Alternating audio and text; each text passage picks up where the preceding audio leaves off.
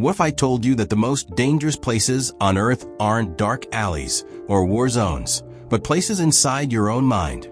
Carl Jung, the legendary psychologist who influenced everything from Star Wars to modern therapy, identified 7 psychological territories so treacherous that venturing into them unprepared could destroy your sanity, your relationships, and even your sense of self. Today, we're going where most people fear to tread, into the shadow realms of human consciousness. But here's the thing, Jung didn't just warn us about these places. He gave us a map to survive them. So buckle up, because we're about to explore the 7 most dangerous psychological territories that Carl Jung warned us to avoid at all costs. Before we dive into these treacherous territories, let me ask you something. Have you ever felt like you were losing yourself? Like you were becoming someone you didn't recognize? Jung would say you've stumbled into one of these danger zones. Carl Jung wasn't just any psychologist. This man mapped the human psyche like an explorer charting unknown continents. He coined terms we use every day: introvert, extrovert, complex, archetype. But more importantly, he identified the psychological quicksand that can swallow us whole if we're not careful. Now, I need to warn you, some of what we're about to discuss might hit close to home. That's not a coincidence. These aren't abstract concepts. They're very real psychological territories that we all navigate, often without realizing it. So if you're ready to understand the hidden dangers lurking in your own mind, hit that subscribe button and let's begin this journey together.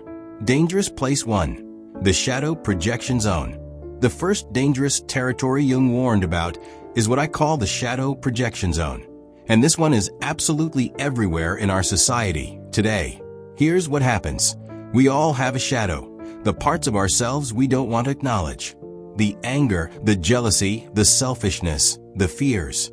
Instead of facing these dark aspects of ourselves, we project them onto other people. Think about it. That person who really annoys you? Jung would ask, what quality in them triggers you so intensely? Because often, it's something you're desperately trying to deny about yourself. I'll give you a personal example. I used to have this coworker who I thought was incredibly arrogant. I couldn't stand how they always had to be right, how they dominated conversations. Then I realized I was doing the exact same thing. I was projecting my own arrogance onto them because I couldn't face it in myself. Here's why this territory is so dangerous. When we live in constant projection, we never actually deal with our own issues. We become victims of our own unconscious, blaming everyone else for problems that originate within us. Relationships crumble. Personal growth stops. We become trapped in a prison of our own making. Jung's warning was clear. Face your shadow, or it will control your life from the darkness. Dangerous Place 2. The Inflation Trap. The second dangerous territory is what Jung called inflation, and social media has made this trap more dangerous than ever. Inflation happens when we identify too strongly with an archetype or role. Maybe you're successful at work, so you start believing you're inherently superior. Maybe you're spiritual, so you think you're enlightened. Maybe you're intelligent, so you look down on others. We see this everywhere. The CEO who thinks they're invincible, the influencer who believes their own hype, the expert who can't admit they don't know something. Jung warned that when we inflate our ego with these identities, we become psychologically unstable. I've fallen into this trap myself. Early in my content creation journey, I got some positive feedback and started thinking I was this amazing creator. I became arrogant, stopped learning, stopped improving. It nearly destroyed my growth because I was living in a fantasy version of myself. Here's the danger. Inflation makes us brittle.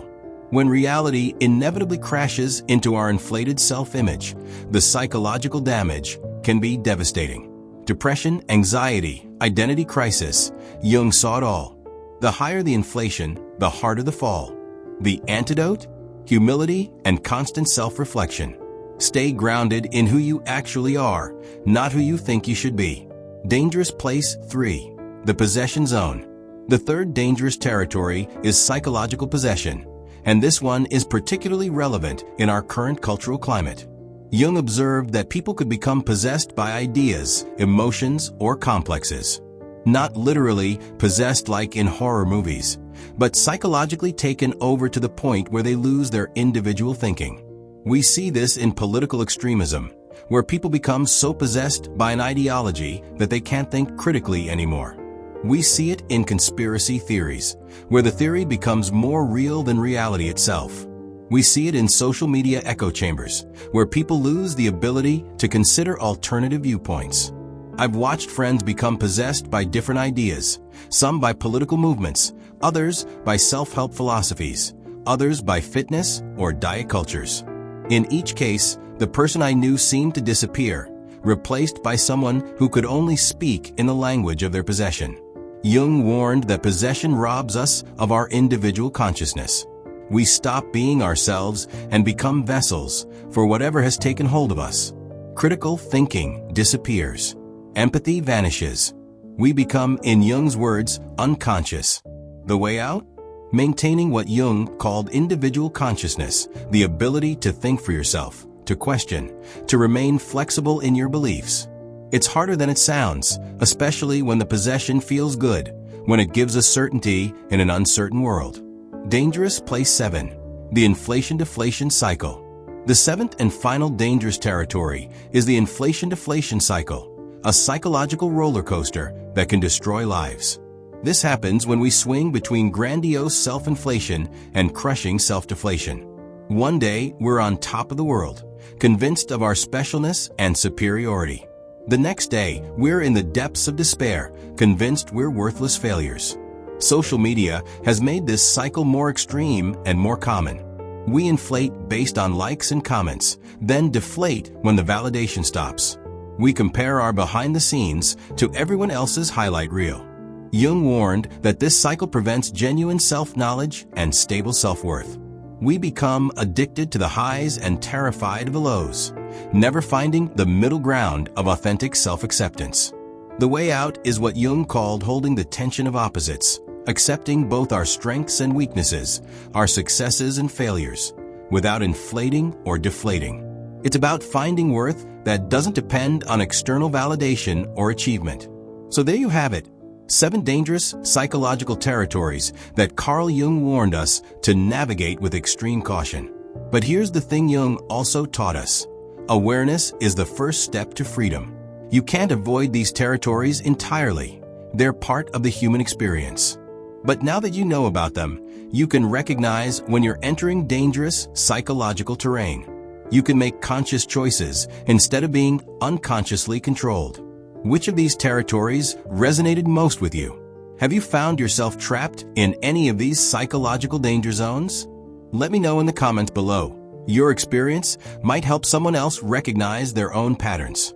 And if this video helped you understand something new about yourself, hit that like button and subscribe for more content about psychology, personal development, and the hidden patterns that shape our lives.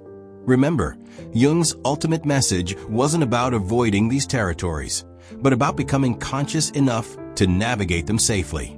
The goal isn't perfection, it's awareness. As Jung himself said, the privilege of a lifetime is to become who you truly are. These dangerous territories aren't obstacles to that journey. They're part of the path.